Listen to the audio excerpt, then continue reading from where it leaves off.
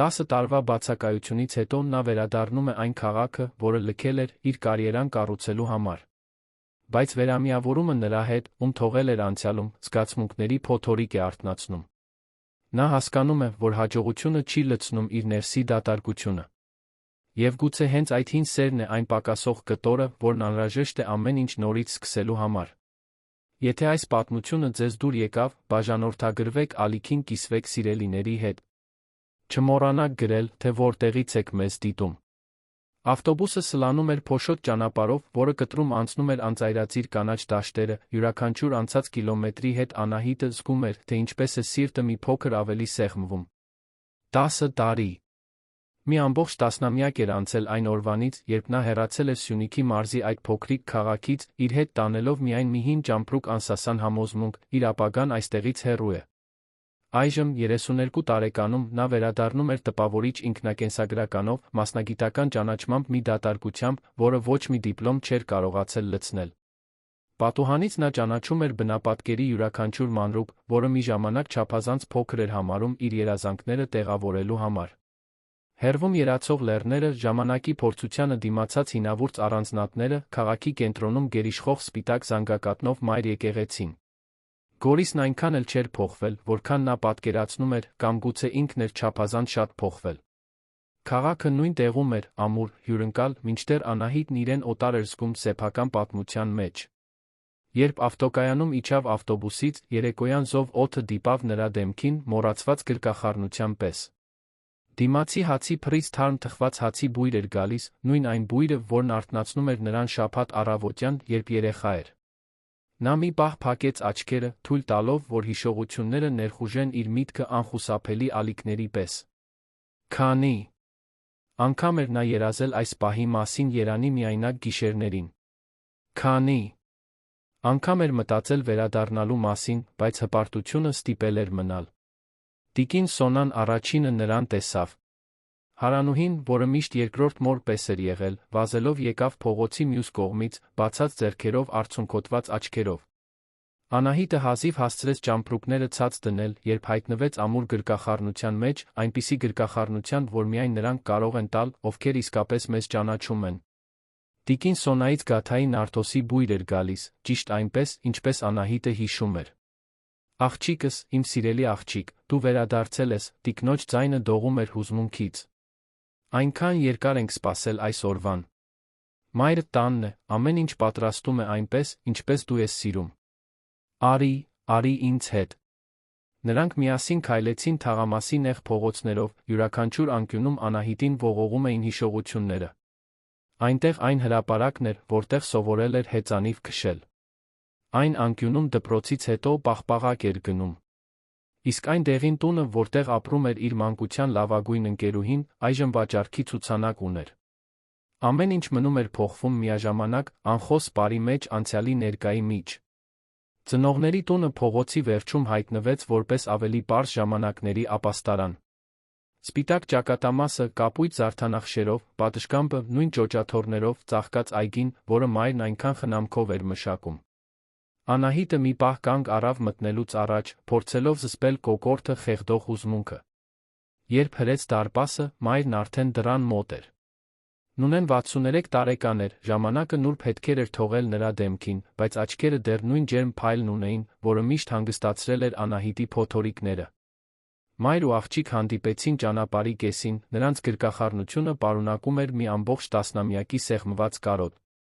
Բարի վերադարձ, աղջիկս, շնջաց Նունեն, շոյելով Անահիտի մազերը, ինչպես անում էր, երբ նա փոքր էր։ Տունը դատարկ էր առանց քեզ։ Ամբողջ քաղաքը դատարկ էր առանց քեզ։ Անահիտը թույլ տվեց, որ արցունքներն ազատ հոսեն։ Տարիներ շարունակ նա կառուցել էր պրոֆեսիոնալիզմի անկախության զրահ, համոզելով ինքն իրեն, որ կարիք չունի այս վայրի, այս մարդկանց, այս արմատների։ Բայց այնտեղ, մոր գրկում, ամբողջ ամրոցը փլուզվում էր, բացահայտելով հաջողակ բժշկուհու հետում թաքնված հոգնած ու վիրավոր կնոջը։ Նրանք միասին մտան տուն, Անահիտին անմիջապես պարուրեցին ծանոթ բույրերը։ Թարմ սուրճի, սեղանի վրա սառչող գազարով կեքսի, նարդոսի բույրը, որը մայրն օգտագործում էր հագուստը բուրավետ դարձնելու համար։ Յուրաքանչյուր մանրուք խարիսխի պես նրան հետ էր քաշում դեպի այն մարդը, ով ինքը ժամանակին եղել էր։ Հայրը հյուրասենյակում էր, նստած իր սիրելի բազկաթոռին, թերթը մոռացված ծնկներին։ Արամը քչախոս, բայց խորը զգացմունքներ ունեցող մարդ էր։ Երբ տեսավ Անահիտին, դանդաղ ոտքի կանգնեց, աչքերը փայլում էին հուզմունքից, որը հազվադեպ էր ցույց տալիս։ Նրանք լուռ գրկախառնվեցին, այդ գրկախառնության մեջ Անահիտը զգաց այն ողջ սերն ու ըմբռնումը, որ բառերը երբեք չէին կարող արտահայտել։ Անառակ դուստրը վերադառնում է, ասաց նա, հուզմունքից խրպոտած ձայնով։ Կարծում էի կվերադառնաս միայն այն ժամանակ, երբ ես արդեն այնքան ծեր լինեմ, որ չճանաչեմ քեզ։ Դու երբեք չափազանց ծեր չես լինի, հայրիկ, պատասխանեց Անահիտը, սեղմելով նրա կոշտացած ձեռքերը։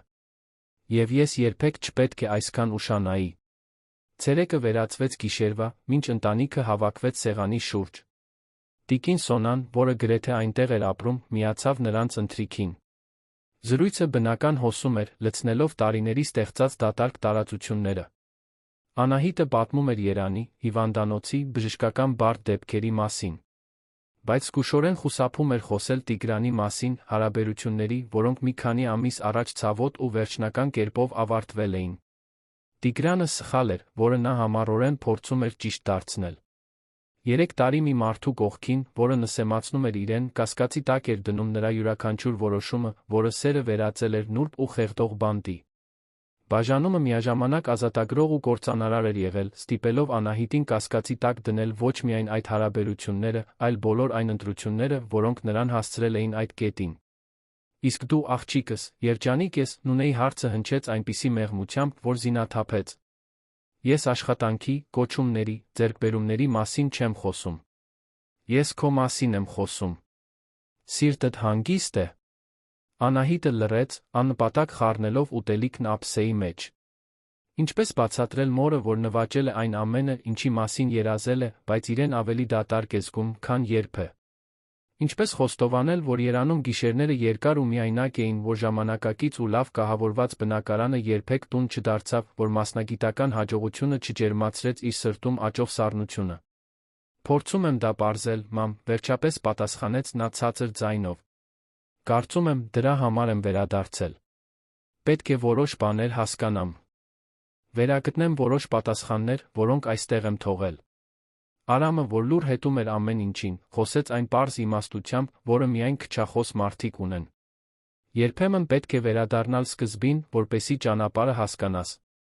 Դրանում ամոթալի ոչինչ չկա, աղջիկս։ Դրանում խիզախություն կա։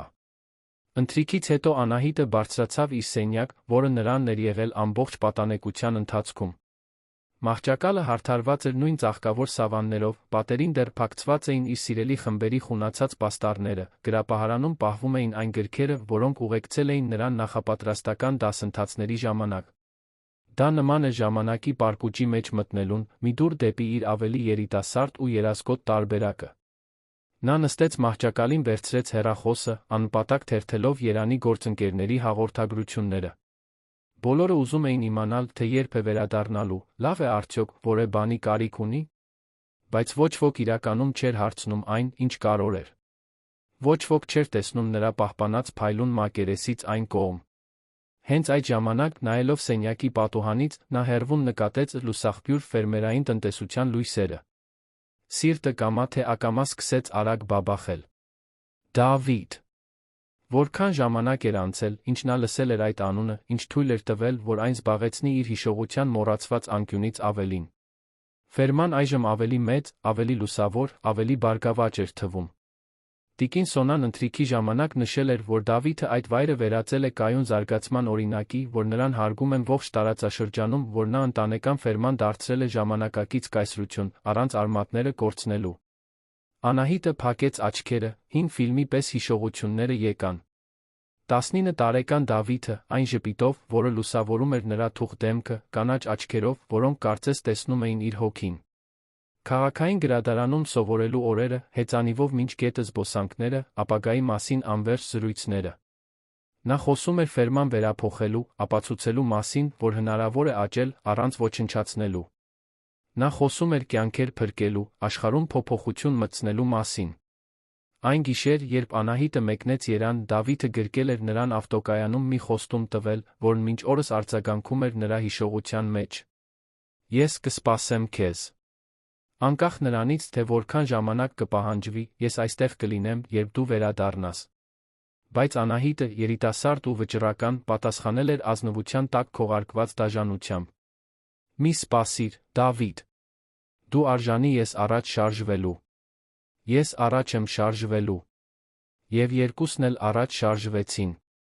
Նա, դեպի բժշկություն, անվերջ հերթապահություններ, մակերեսային հարաբերություններ, անկախության տակ քողարկված միայնություն։ Նա, դեպի ֆերմա, բնապահպանական նախագծեր, մի կյանք, որը նա պատկերացնում էր ամբողջական, երջանիկ, զուգընկերոջ հետ։ Տարիներ շարունակ Անահիտը խուսափում էր նրա մասին հարցնելուց, կտրել էր ցանկացած կապ, որը կարող էր նրանց միացված պահել։ Այդպես ավելի հեշտ էր, ավելի անվտանգ, ավելի քիչ ցավոտ։ Բայց հիմա, բարկած այդ մի տեղանոց մահճակալին, պատուհանից նայելով աստղերին, Անահիտը չէր կարողանում դադարել մտածել նրա մասին։ Արդյոք նա ամուսնացել էր։ Արդյոք ընտանիք կազմել էր։ Արդյոք դեռ հիշում էր իրեն, թե ինքը պարզապես ծանոթագրություն էր դարձել նրա պատմության մեջ։ Քունը դժվարությամբ եկավ, երբ վերջապես եկավ, իր հետ բերեց խառը երազներ անվերջ ճանապարհների, չփակվող ճամպրուկների դռների մասին, որոնք նա չէր կարողանում անցնել։ Հաջորդ առավոտ Անահիտն արթնացավ թռչունների երգից թարմ սուրճի բույրից։ Իջավ խոհանոց գտավ մորը, որը նախաճաշ էր պատրաստում, ցածրաձայն երգելով, ինչպես միշտ էր անում։ Տեսարանն այնքան ծանոթ էր, այնքան սփոփիչ, որ Անահիտը երախտագիտության ալիք զգաց վերադառնալու համար։ Բարի լույս, քնկոտ, ժպտաց Նունեն։ Կարծեցի, էլ երբեք չես արթնանա։ Արդեն գրեթե 8-ն է։ Անահիտը ծիծաղեց։ Երանում դա այն ժամն էր, երբ նա կհասներ հիվանդանոց 1 ժամվա խցանումից հետո։ Այստեղ դա հավերժություն էր թվում։ Այսօր ինչ ես անելու, հարցրեց մայրը, կաթով սուրճ լցնելով մի բաժակի մեջ, որը Անահիտն օգտագործում էր մանկուց։ Կարծում եմ, կզբոսնեմ քաղաքում, կրկին կտեսնեմ որոշ վայրեր։ Պետք է վերամիանամ այս ամենին։ Նունեն մի պահ տատանվեց խոսելուց առաջ։ Գիտես, աղջիկս, վաղը հրապարակում համայնքային խորհրդի ժողով կա։ Տարածաշրջանի առողջապահական նախագծերի մասին է։ Գուցե քեզ հետաքրքրի։ Դավիթն այնտեղ կլինի, նա կազմակերպիչներից մեկն է։ Անունը օդում կախվեց ֆիզիկական ներկայության պես։ Անահիտը ձացրեց, թե դա իրեն չի ազդում, բայց ձեռքերը թեթակի դողացին բաժակը բռնելիս։ Գուցե գնամ, պատասխանեց նա, ձայնը հաստատուն պահելով։ Հետաքրքիր կլիներ ծանոթանալ տարածաշրջանի նախագծերին։ Օրվա մնացած մասն անցավ մտախոհ մշուշի մեջ։ Անահիտը շրջեց քաղաքի փողոցներով, այցելեց կենտրոնական հրապարակ, մտավ եկեղեցի, որտեղ առաջին հաղորդությունն էր ստացել։ Յուրաքանչյուր անկյուն մի պատմություն էր պատմում, յուրաքանչյուր վայր մի հիշողություն էր պահում։ Հանդիպեց մարդկանց, ովքեր ճանաչեցին իրեն, դպրոցի հին դասընկերների, որոնք այժմ երեխաներ ունեին, ուսուցիչների, որոնք ծերացել էին, բայց նույն ջերմությունն էին պահպանել իրենց հայացքում։ Կեսօրին նա այցելեց Լիլիթին, իր մանկության լավագույն ընկերուհուն։ Հանդիպեցին կենտրոնում բացված նոր սրճարանում։ Լիլիթը փոխվել էր, ավելի հոգնած էր, խորը պարկեր ուներ աչքերի տակ մի ժպիտ, որը չէր հասնում աչքերին։ Այժմ նա ուսուցչուհի էր հանրային դպրոցում, 2 փոքր տղաների մայր ամուսնացած մի մարդու հետ, որը, Անահիտը հասկացավ նույնիսկ առանց նրա ասելու, իրեն երջանիկ չէր դարձնում։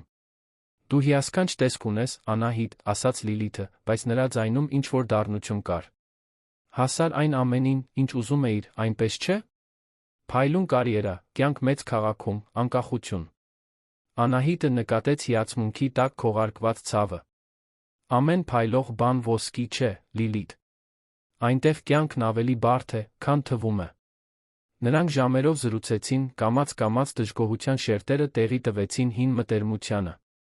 Լիլիթը խոսեց իր քայքայված ամուսնության, լքված երազանքների, մի կյանքում թակարդված լինելու զգացողության մասին, որը ինքը չէր ընտրել։ Անահիտն իր հերթին կիսվեց սեփական հիասթափություններով, թունավոր հարաբերություններով, որոնք նոր էին ավարտվել, անքուն գիշերներով, երբ կասկածի տակ էր դնում յուրաքանչյուր որոշում։ Գիտես ինչն է զվարճալի, ասաց Լիլիթը, աննպատակ խառնելով սուրճը։ Մենք միշտ կարծում ենք, որ երջանկությունը ուրիշ տեղ է։ Ես նայում եմ քեզ, տեսնում եմ այն ամենը, ինչ չունեմ։ Դու հավանաբար նայում ես ինձ, տեսնում ես մի բան, որը կորցրել ես։ Գուցե երջանկությունը ոչ մի տեղ չէ, պատասխանեց Անահիտը։ Գուցե այն մեր ընտրությունների հետ խաղաղության մեջ լինել սովորելու մեջը։ Հրաժեշտ տալուց առաջ Լիլիթը բռնեց Անահիտի ձեռքը։ Վաղը հրապարակում այդ ժողովն է։ Դու պետք է գնաս։ Դավիթը միշտ քո մասին է հարցնում, գիտես։ Երբեք չի մոռացել։ Երբեք իսկապես առաջ չի շարժվել։ Այդ խոսքերն արձագանքում էին Անահիտի մտքում ամբողջ տունդարձի ճանապարհին։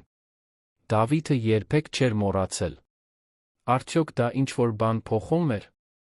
Արդյոք այսքան ժամանակ անց, այսքան առանձին ապրած կյանքերից հետո, դեռ որե կամուրջ կար նրանց միջ։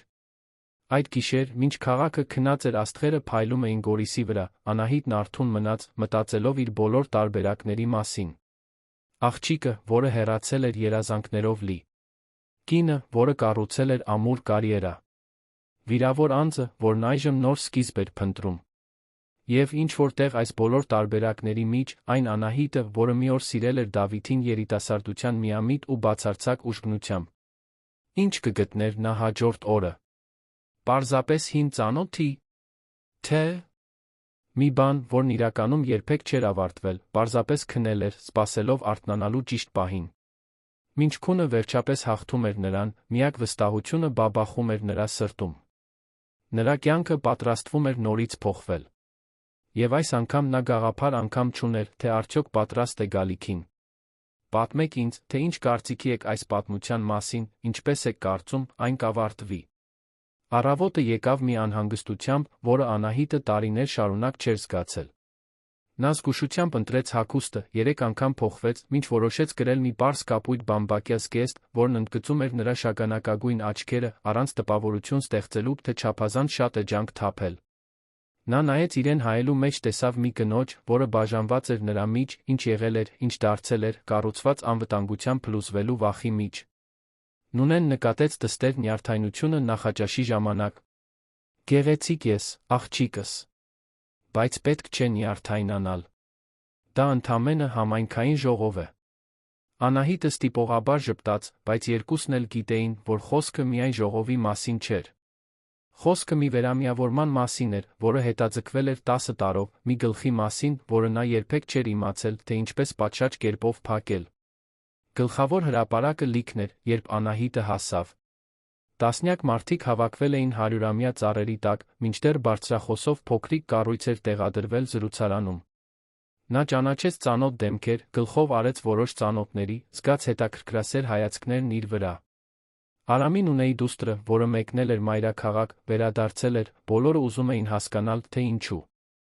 Հենց այդ ժամանակ նա տեսավ նրան։ Դավիթը կանգնած էր ինքնաշեն ամբիոնի կողքին, զրուցելով միջոցառման այլ կազմակերպիչների հետ։ Ժամանակը բարեհաճ էր եղել նրա նկատմամբ։ 33 տարեկանում նա պահպանել էր իր մարզական կազմվածքը, բայց այժմ նրա շարժումներում հասունություն կար, մի վստահություն, որը գալիս է նրանից, ով գիտի իր տեղն աշխարհում։ Նա հագել էր ջինս պարզ սպիտակ վուշե վերնաշապիկ, երբ ծիծաղեց ինչ-որ մեկի ասածից, Անահիտը զգաց, թե ինչպես է սիրտը արագանում ճիշտ այնպես, ինչպես 10 տարի առաջ։ Կարծես զգալով նրա ներկայությունը, Դավիթը շրջվեց։ Նրանց հայացքները հանդիպեցին ամբոխի միջով, աշխարհը կարծես կանգ առավ մի անվերջ ակնթարթով։ Նա անշարժ մնաց, արտահայտությունը արագ փոխվեց զարմանքից դեպի ինչ-որ ավելի խորը, ավելի դժվար սահմանելի բան։ Անահիտն այդ հայացքում տեսավ ամեն ինչ, ճանաչում, վիրավորանք, հույս, վախ։ Չասված զգացմունքների մի ամբողջ տիեզերք, խտացված մեկ պահի մեջ։ Դավիթը հատեց հրապարակը նրա ուղղությամբ, յուրաքանչյուր քայլի հետ Անահիտը զգում էր, թե ինչպես են ոտքերը թուլանում։ Երբ վերջապես կանգնեցին դեմ դիմաց, անհարմար լռություն տիրեց, լի այն ամենով, ինչ պետք է ասեին, չգիտեին, թե որտեղից սկսել։ Անահիտ, վերջապես ասաց նա, ձայնն ավելի խորն էր, քան նա հիշում էր։ Դու վերադարձել ես։ Վերադարձել եմ, պատասխանեց նա, փորձելով պահպանել հանգստությունը։ Եկել եմ ամանորը ծնողներիս հետ անցկացնելու։ 10 տարի, շարունակեց Դավիթը, տխուր ժպիտը շոշափեց նրա շուրթերը։ 10 տարին երկար ժամանակ է։ Այո, համաձայնեց Անահիտը, ներք նայելով։ Շատ երկար ժամանակ է։ Զրույցն ընդհատվեց, երբ Դավիթին կանչեցին ժողովը սկսելու։ Նա տատանվեց, ակնհայտորեն ցանկանալով շարունակել խոսել նրա հետ, բայց պատասխանատվությունը նրան հետ քաշեց։ Հետո կխոսենք, ասաց նա, այդ պարզ խոսքերում այնքան կշիռ կար, որ Անահիտը պարզապես գլխով արեց։ Նա դիտում էր, թե ինչպես է Դավիթը բարձրանում ամբիոն սկսում խոսել համայնքային նախագծերի մասին։ Նա ուներ ներկայություն, բնական հեղինակություն, բայց նա անկեղծ համեստություն։ Նա խոսեց գյուղական վայրերում բժշկական կլինիկայի անհրաժեշտության մասին, թե ինչպես հարյուրավոր ընտանիքներ ստիպված են կիլոմետրեր անցնել, հիմնական բուժօգնություն ստանալու համար։ Նա բացատրեց, որ լուսաղբյուր ֆերմերային տնտեսությունը պատրաստ է տրամադրել տարածք սկզբնական ռեսուրսներ, բայց նրանց անհրաժեշտ է համայնքի աջակցությունը, ամենակարևորը՝ նվիրված բուժաշխատողներ։ Անահիտը լսում էր յուրաքանչյուր բառը աճող ուշադրությամբ։ Դա գեղեցիկ, անհրաժեշտ նախագիծ էր, ճիշտ այնպիսի աշխատանք, որի համար նա ընդունվել էր բժշկական Երանում նա հիմնականում սպասարկում էր հարուստ ընտանիքների երեխաների, կարևոր դեպքեր, բայց որոնք հաճախ կարող էին լուծվել ցանկացած իրավասու մասնագետի կողմից։ Այստեղ, այս նախագծում, նա կարող էր իրական, շոշափելի փոփոխություն մտցնել այն մարդկանց կյանքում, ովքեր իսկապես դրա կարիքն ունեին։ Երբ ժողովն ավարտվեց, մի քանի մարդ մոտեցավ Դավիթին, մանրամասներ իմանալու, օգնություն առաջարկելու, հարցեր տալու։ Անահիտը հեռվից հետում էր։ Նրան հարգում էին, սիրում, նա իսկական համայնքային առաջնորդ էր։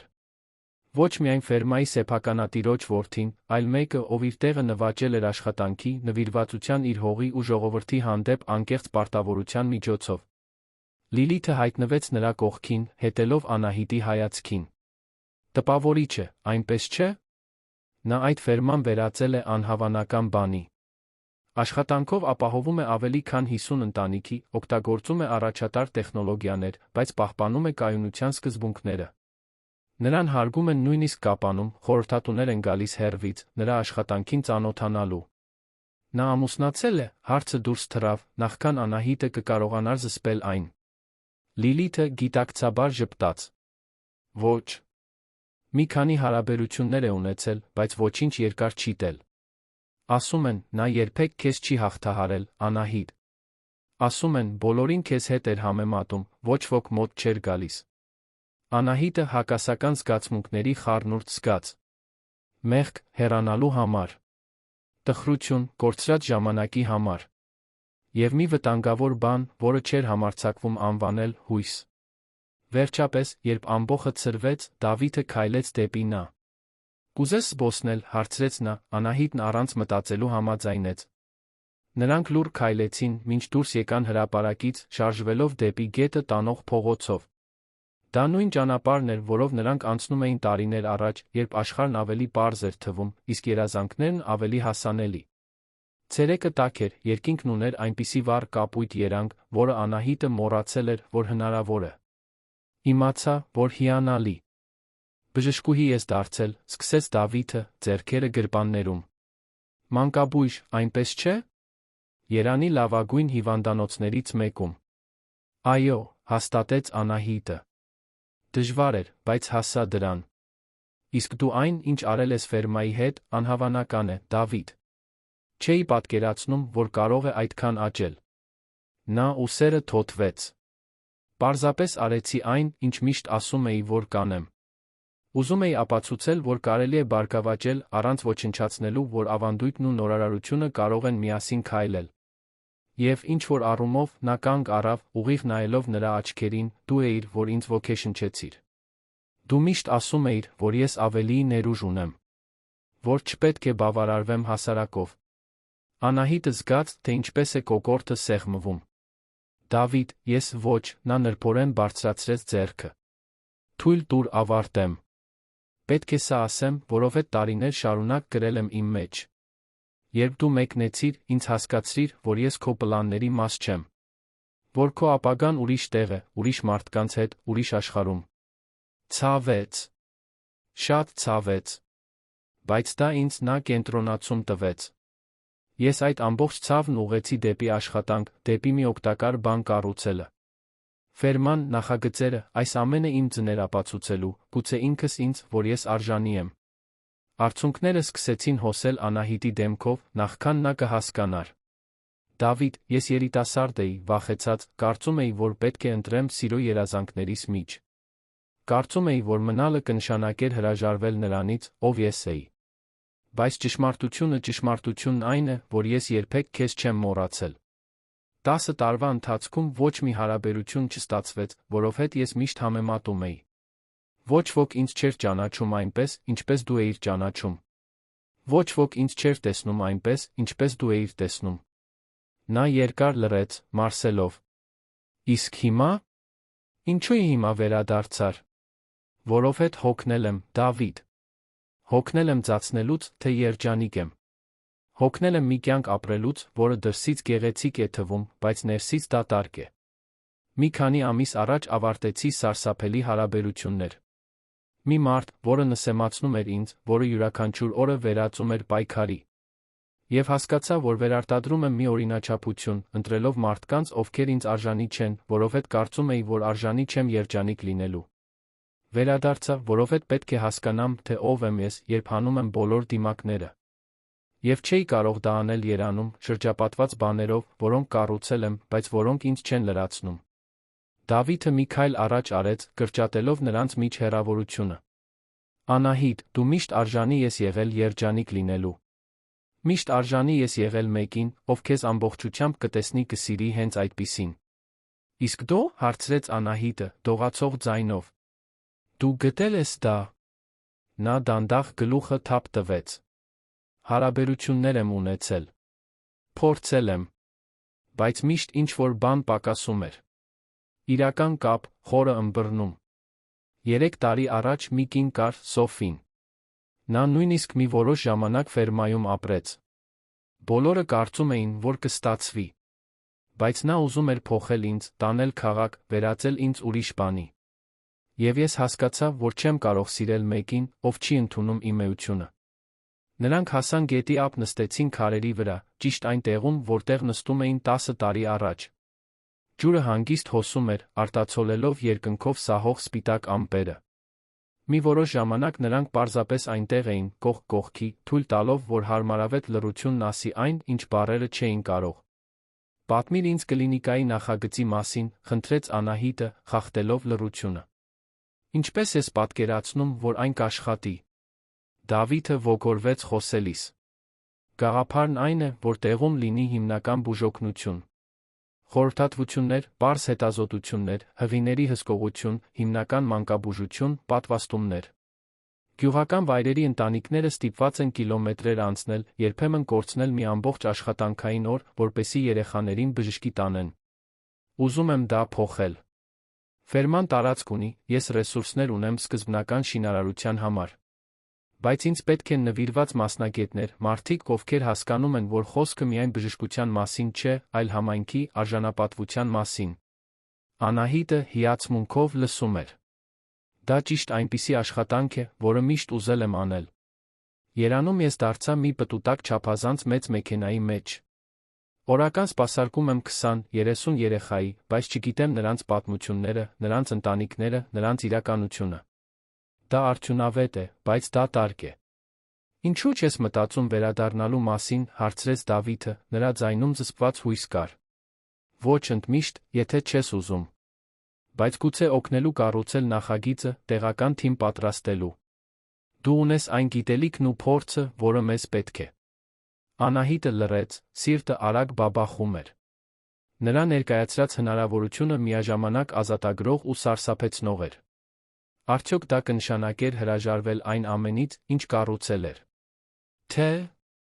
վերջապես կառուցել մի բան, որը կարևոր էր։ Չգիտեմ, Դավիթ։ Շատ բան կա մտածելու։ Նա գլխով արեց, հասկանալով։ Ես հասկանում եմ։ Պարզապես ասում եմ, որ դուռը բաց է։ Եվ որ հիանալի կլիներ քեզ այստեղ ունենալ, աշխատելով այս նախագծի վրա ինձ հետ։ Աշխատելով այս նախագծի վրա մեզ հետ, արագ ուղեց նա իրեն։ Բայց երկուսն էլ գիտեին, որ դա բացահայտող վրիպակ էր։ Խոսքը միայն մասնագիտական նախագծի մասին չէր։ Խոսքը վերամիավորման հնարավորության մասին էր, ուսումնասիրելու, թե արդյոք այն, ինչ կար նրանց միջ 10 տարի առաջ, դեռ գոյություն ունի, թե վերածվել է պարզապես կարոտախտի։ Նրանք մթնշաղին վերադարձան քաղաք։ Զրույցն այժմ ավելի հեշտ էր հոսում, հիշելով պատանեկության զվարճալի պահերը, թարմացնելով ընդհանուր ընկերների մասին տեղեկությունները, ծիծաղելով ընդհանուր հիշողությունների վրա։ Նրանց մեջ մի թեթություն կար, որը Անահիտը տարիներ շարունակ չէր զգացել, կարծես իր մի մասը, որը քնած էր, արթնանում էր։ Երբ հասան Անահիտի ծնողների տան դիմաց, Դավիթը տատանվեց։ Լավ էր քեզ տեսնել, Անահիտ։ Իսկապես լավ։ Քեզ կարոտել եմ այս բոլոր տարիներին։ Ես էլ քեզ եմ կարոտել, խոստովանեց նա։ Ավելի շատ, քան պետք էր, ավելի շատ, քան ինքս ինձ էի խոստովանում։ Նրանք կանգնած էին միմյանցից մի քանի սանտիմետր հեռավորության վրա, մի պահ Անահիտը մտածեց, որ նա կհամբուրի իրեն։ Նա տեսավ ցանկությունը նրա աչքերում, զգաց նրանց մեջ էլեկտրական լարվածությունը։ Բայց Դավիթը հետ քաշվեց, միայն նուրբ համբույր դնելով նրա ճակատին, կարծես վախենում էր շտապեցնել, փչացնել այն փխրուն նոր սկիզբը, որը նրանք կառուցում էին։ Մտածիր այն ամենի մասին, ինչ խոսեցինք, ասաց նա ցածրաձայն։ Եվ եթե ուզենաս այցելել ֆերմա, ծանոթանալ այն տարածքին, որտեղ կլինի, պարզապես տեղյակ պահիր։ Անահիտը թացելով մտավ տուն, միտքը մտքերի ու զգացմունքների փոթորիկ էր։ Նա գտավ մորը խոհանոցում, որը ընթրիք էր պատրաստում։ Նունեն նայեց դստերը ժպտաց այն ժպիտով, որն ասում էր, թե նա հստակ գիտի, թե ինչ է կատարվում։ Ինչպես անցավ ժողովը։ Լավ էր։ Արդյունավետ, պատասխանեց Անահիտը, փորձելով անփույթ հնչել։ Իսկ ինչպես էր Դավիթին վերագտնելը։ Անահիտը հրաժարվեց ծածնելուց։ Դա բարդ էր, մամ։ Եվ հիասքանչ։ Եվ սարսափելի։ Ամեն ինչ միաժամանակ։ Նունեն դադարեցրեց բանջարեղեն կտրատելը, քնքշությամբ նայեց դստերը։ Գիտես, Անահիտ, ես միշտ գիտեի, որ դու Դավիթը ինչ-որ յուրահատուկ բան ունեք։ Տեսնում էի, թե ինչպես է նա քեզ նայում, ինչպես էիր դու փայլում, երբ նրա կողքին էիր։ Երբ որոշեցիր մեկնել, ես հարգեցի քո ընտրությունը։ Դու պետք է հետեիր քո երազանքներին։ Բայց ես նա տեսա, թե որքան ցավեց երկուսիդ համար էլ։ Եվ վերջին տարիներին քեզ տեսնում էի քո արագ այցելությունների ժամանակ, միշտ հոգնած, միշտ մի անտեսանելի բեռ կրելով։ Գուցե որոշ պատմություններ չեն ավարտվել, պարզապես դադար են առել։ Գուցե ժամանակն է վերսկսելու։ Իսկ եթե ես նորից ամեն ինչ փչացնեմ։ Իսկ եթե չիմանամ, թե ինչպես համատեղել այն, ինչ կառուցել եմ նրա հետ, ինչ դեռ ուզում եմ կառուցել։ Նունեն գրկեց դստերը։ Սիրելիս, կյանքը հրահանգների ձեռնարկ չունի։ Միակ բանը, որ գիտեմ, այն է, որ երջանկությունը հազվագյուտ է թանկարժեք։ Երբ այն հայտնվում է, մենք շատ չենք հարցաքննում, պարզապես շնորհակալություն ենք հայտնում երկու ձեռքով բռնում։ Դու 10 տարի անցկացրել ես կարիերա կառուցելով։ Իսկ ինչ կասես հիմա կյանք կառուցելու մասին։ Այդ գիշեր Անահիտը չկարողացավ քնել։ Նա պատշգամբում էր, նայում էր աստղերին, մտածում էր բոլոր այն խաչմերուկների մասին, որոնք նրան հասցրել էին այդ պահին։ Նա վերցրեց հեռախոսը, բացեց զրույցը Արմինեի հետ, իր լավագույն ընկերուհու Երանի օրդինատուրայի գործընկերոջ։ Նա մի քանի հաղորդագրություն գրեց ջնջեց, նախքան վերջապես ուղարկելը։ Կարծում եմ, մտածում եմ մնալու մասին։ Գոնե մի որոշ ժամանակ։ Այստեղ մի նախագիծ կա, որը կարող է իմաստ ունենալ։ Արմինեի պատասխանն արագ եկավ։ Դու խելագարվել ես։ Դեն նետել այն ամենը, ինչ կառուցել ես, ինչի։ Համար։ Գավառական քաղաքի համար։ Չասես, թե դա կապ ունի այն տղայի հետ անցյալից, որի մասին մի անգամ նշել ես։ Անահիտը սրտում սեղմում զգաց։ Արմինեն սխալ չէր հարցաքննելիս։ Դրսից դա իմպուլսիվ, նույնիսկ անտրամաբանական էր թվում։ Բայց ներսից, տարիների ընթացքում առաջին անգամ, դա ճիշտ էր թվում։ Դա միայն նրա համար չէ, գրեց Անահիտը։ Դա ինձ համար է։ Պետք է պարզեմ, թե արդյոք ճիշտ կյանք եմ կառուցել, թե պարզապես մի կյանք, որը ճիշտ էր թվում։ Արմինեն ուշացրեց պատասխանը։ Եթե վստահ ես, պարզապես հետո չփոշմանես։ Դու գիտես, թե որքան դժվար է այս կարիերայում բարձրանալը։ Հիմա հեռանալը կարող է նշանակել չվերադառնալ։ Անահիտը երկար նայեց հեռախոսի էկրանին, նախքան պատասխանելը։ Գուցե հենց դա է, որ պետք է պարզեմ։ Արդյոք իսկապես պետք է վերադառնամ։ Նա անջատեց հեռախոսը, նորից նայեց աստղերին։ Հեռվում, լուսաղբյուր ֆերմերային տնտեսության լույսերը փայլում էին խավարում։ Եվ Անահիտը թույլ տվեց իրեն 10 տարվա ընթացքում առաջին անգամ պատկերացնել մի այլ ապագա։ Մի ապագա, որտեղ նա ստիպված չէր լինի ընտրել կարիերայի սրտի, երազանքների արմատների միջ։ Մի ապագա, որտեղ, գուցե, նա կարող էր ունենալ ամեն ինչ, պարզապես մի այլ վայրում, քան նախատեսել էր։ Վաղվա օրը կբերեր ավելի շատ որոշումներ, ավելի շատ զրույցներ, ավելի շատ կասկածներ։ Բայց այդ գիշեր, Գորիսի աստղերի տակ, Անահիտը թույլ տվեց իրեն պարզապես զգալ։ Զգալ վերացնվող հույսը, բացվող սիրտը, կյանքի առաջարկած երկրորդ հնարավորությունը, որը նա չգիտեր արժանի է արդյոք, բայց վճռական էր չվատնել։ Հաջորդ օրերն անցան բացահայտումների վերաբացահայտումների մշուշի մեջ։ Անահիտը վաղ էր արթնանում, օգնում էր մորը տան գործերում, քայլում էր քաղաքի փողոցներով, կարծես վաղուց փակված գիրք լիներ կարդում։ Յուրաքանչյուր անկյուն մի հիշողություն էր բացահայտում, յուրաքանչյուր ծանոթ դեմք վերականգնում էր նրա անցյալի մի կտորը։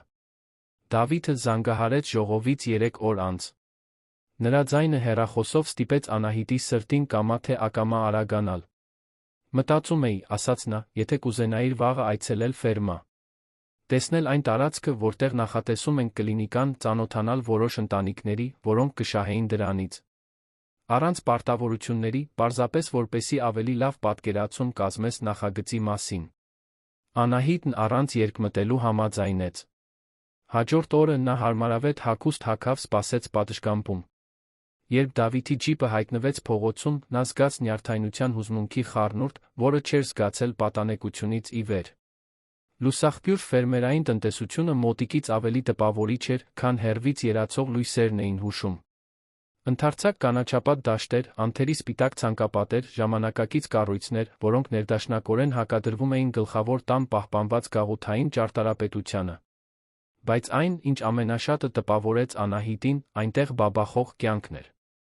Աշխատողներ, որոնք ողջունում էին Դավիթին անունով, երեխաներ, որոնք վազվզում էին ծառերի միջ, համայնքի շոշափելի զգացողություն։ Սա այս վայրի հոգին է, բացատրեց Դավիթը, մինչ նրանք քայլում էին։ Ես չէի ուզում պարզապես շահութաբեր ընկերություն։ Ես ուզում էի մի վայր, որտեղ մարդիկ արժանապատվություն, պատկանելություն ունենան։ Որտեղ յուրաքանչյուր աշխատակից իրեն նույնպես նախագծի սեփականատեր զգա։ Նրանք այցելեցին դաշտեր, որտեղ Դավիթը գրքով բացատրում էր իր ներդրած կայուն գյուղատնտեսության տեխնիկաների մասին։ Ցույց տվեցին առաջատար տեխնոլոգիաներով ջերմոցները, խելացի ոռոգման համակարգը, մաքուր էներգիա ապահովող արային մարտկոցները։ Անահիտը տեսնում էր անկեղծ հպարտությունը նրա աչքերում, սերը նրա արածի, այն հողի հանդեպ, որը նա ընտրել էր իրենը կոչել։ Այստեղ Դավիթը կանգ առավ ծառերով շրջապատված հարթ հողամասի դիմաց, կլինի կլինիկան։ Բավականաչափ մոտ գլխավոր տանը, ենթակառուցվածքներ ունենալու համար, բայց առանձին հիվանդների գաղտնիությունը պահպանելու համար։ Ես մտածում էի սկզբում 2 սենյակի, հիմնական պրոցեդուրաների սենյակի, փոքր դեղատան, հարմարավետ սպասասրահի մասին։ Ոչ մի շքեղ բան, բայց ֆունկցիոնալ, արժանապատիվ։ Անահիտը քայլեց դատարկ տարածքով, բայց նրա միտքն արդեն լցնում էր այդ վայրը հնարավորություններով։ Նա կարող էր տեսնել երեխաների, որոնց բուժում են, հղիների, որոնք նախածննդյան հսկողություն են անցնում, տարեցների, որոնք խնամք են ստանում։ Նա կարող էր տեսնել իրեն այնտեղ, անելով այն բժշկությունը, որի մասին միշտ երազել էր, այն, որը փոխում է կոնկրետ կյանքեր, ոչ թե պարզապես բուժում ախտանիշները։ Կատարյալ է, ասաց նա, հուզմունքով լի ձայնով։ Դու ամեն ինչի մասին մտածել ես։ Դավիթը կանգնեց նրա կողքին, նրանց ուսերը գրեթե դիպչում էին իրար։ Ես նա քո մասին եմ մտածել, խոստովանեց նա ցածրաձայն։ Ամբողջ պլանավորման ընթացքում ես բռնեցնում էի ինձ պատկերացնելիս, թե ինչպես կլիներ, եթե դու այստեղ լինեիր, քո կարծիքները հայտնեիր, քո գաղափարները բերեիր։ Գուցե դրա համար է, որ երբեք ամբողջությամբ չեմ ավարտել նախագիծը։ Սպասում էի պակասող կտորին։ Անահիտը շրջվեց, նրան նայելու։ Դավիթ, ես չեմ կարող լինել քո պակասող կտորը։ Դու այս ամենը կառուցել ես միայնակ։ Քո ջանքերով, քո տեսլականով։ Դու ինձանից կախված չես ամբողջական լինելու համար։ Խոսքը կախվածության մասին չէ, բացատրեց նա, զգուշությամբ ընտրելով բառերը։ Խոսքն այն մասին է, որ միասին ավելի լավն ենք, քան առանձին։ Դու ինձ ստիպում ես ավելին ուզենալ, ավելին անել, ավելին երազել։ Միշտ այդպես է եղել։ Եվ գիտեմ, որ երբեք չպետք է թույլ տայի, որ դու մեկնես առանց պայքարելու, բայց հարգեցի քո որոշումը։ Հիմա դու վերադարձել ես, ես չեմ ձացնի, թե դա ոչինչ չի նշանակում։ Դա ամեն ինչ է նշանակում։ Նախքան Անահիտը կկարողանար պատասխանել, նրանց ընդհատեց դաշտով վազող, ծիծաղող խաղացող երեխաների մի խմբի ժամանումը։ Մի փոքրիկ աղջիկ, ոչ ավելի, քան 6 տարեկան, վազեց դեպի Դավիթը, կառչեց նրա ոտքերից. «Դավիթ հորեղբայր, նայիր, թե ինչ նկար եմ արել քեզ համար»։ Դավիթը կռացավ աղջկա հասակին հասնելու համար, ձական լրջությամբ զննելով նկարը։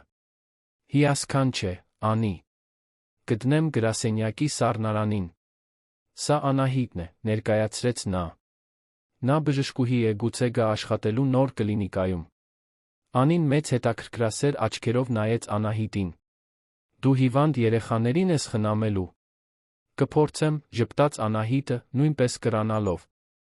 «Եթե նրանք թույլ տան»։ «Իմ փոքրիկ եղբայրը անցած ամիս հիվանդացավ», պատմեց Անին, ձայնը լրջանալով։ «Մայրս ստիպված էր նրան հեռու տանել, նրանք վերադարձան միայն գիշերը»։ Նա շատ լացեց, որովհետև դեղի փող չուներ։ Անահիտը զգաց, թե ինչպես է սիրտը սեղմվում։ «Եվ նա լավացավ»։ «Լավացավ», ժպտաց աղջիկը։ «Բայց մայրս ասաց, որ եթե մոտիկ բժիշկ լիներ, նա այդքան չէր տանջվի»։ Այն բանից հետո, երբ Անին վազեց հետ, ընկերների հետ խաղալու, Անահիտը լուռ մնաց, մարսելով։ Դավիթը նրբորեն դիպավ նրա թին։ Դրա համար է այս նախագիծը կարևոր։ Դա վերացական չէ։ Դրանք իրական կյանքեր են, իրական ընտանիքներ, որոնք օգնության կարիք ունեն։ «Գիտեմ», շշնջաց Անահիտը։ «Գիտեմ»։ Նրանք ճաշեցին գլխավոր տանը, որտեղ Դավիթն էր ապրում։ Այն ընդարձակ էր, բայց ոչ շքեղ, զարդարված լավ ճաշակով լի լուսանկարներով, որոնք պատմում էին ֆերմայի պատմությունը սերունդների միջով։ Անահիտը տեսավ Դավիթի մանկության լուսանկարները, նրա հոր երիտասարդ տարիների, տատիկ-պապիկների, որոնք ժպտում էին բերքահավաքի օրերին։ Այդ պատերին պատմություն կար, խորը արմատներ, որոնք ինքը կտրել էր մեկնելիս։ «Դու երբեք չես մտածել այստեղից հեռանալու մասին», հարցրեց Անահիտը, մինչ նրանք ուտում էին։ «Գնալ ավելի մեծ քաղաք, գուցե նույնիսկ Երան»։ Դավիթը գլուխը թափ տվեց։ «Իմ արմատներն այստեղ են, Անահիտ։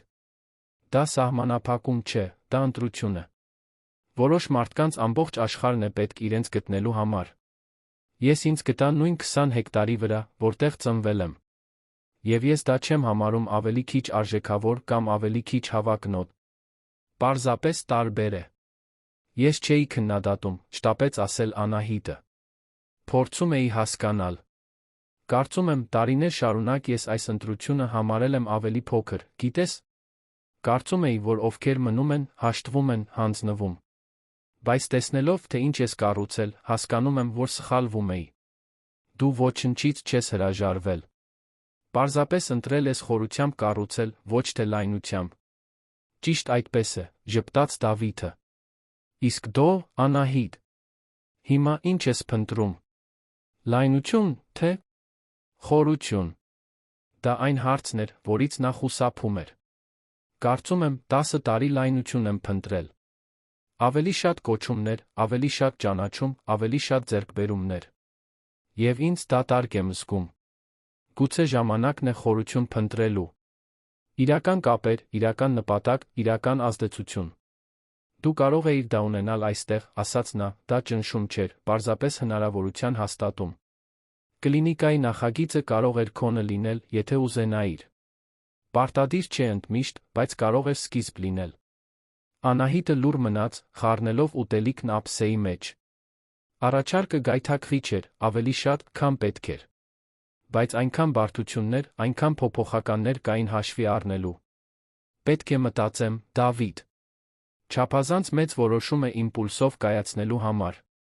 Գիտեմ, համաձայնեց նա։ Պարզապես այս անգամ 10 տարի մի մտածիր։ Ցերեկն անցավ խորը զրույցների հարմարավետ լռությունների մեջ։ Դավիթը ցույց տվեց նրան ֆերմայի հաշվապահական գրքերը, ընդլայնման պլանները, բնապահպանական հավաստագրերը, որոնք նա ստացել էր։